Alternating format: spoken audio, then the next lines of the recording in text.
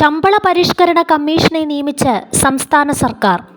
സംസ്ഥാന ജീവനക്കാരുടെ ശമ്പള പരിഷ്കരണവുമായി ബന്ധപ്പെട്ട് പഠിച്ച് റിപ്പോർട്ട് സമർപ്പിക്കുന്നതിനായി 12ാം ശമ്പള പരിഷ്കരണ കമ്മീഷനെ സർക്കാർ നിയമിച്ചു. മുൻ ചീഫ് സെക്രട്ടറി ഡോക്ടർ വി.പി. ജോയിയാണ് chairman. Advocate M. Rajagopalan Nair, retired additional secretary Sreelatha Sukumaran എന്നിവരാണ് അംഗങ്ങൾ. ധനകാര്യ വകുപ്പ് additional secretary V R. Shobha commission സെക്രട്ടറിയായി പ്രവർത്തിക്കും.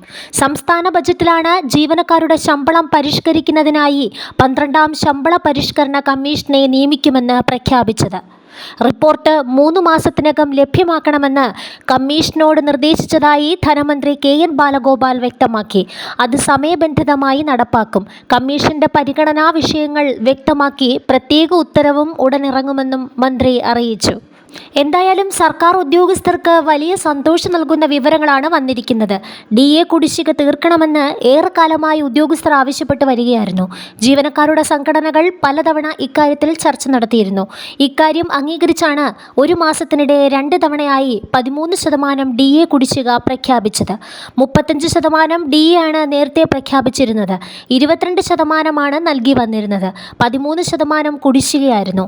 ഫെബ്രുവരി ആദ്യത്തിൽ 3% കുടിശ്ശിക പ്രഖ്യാപിച്ചിരുന്നു. കഴിഞ്ഞയാഴ്ച 10% കുടിശ്ശികയും അനുവദിച്ചു.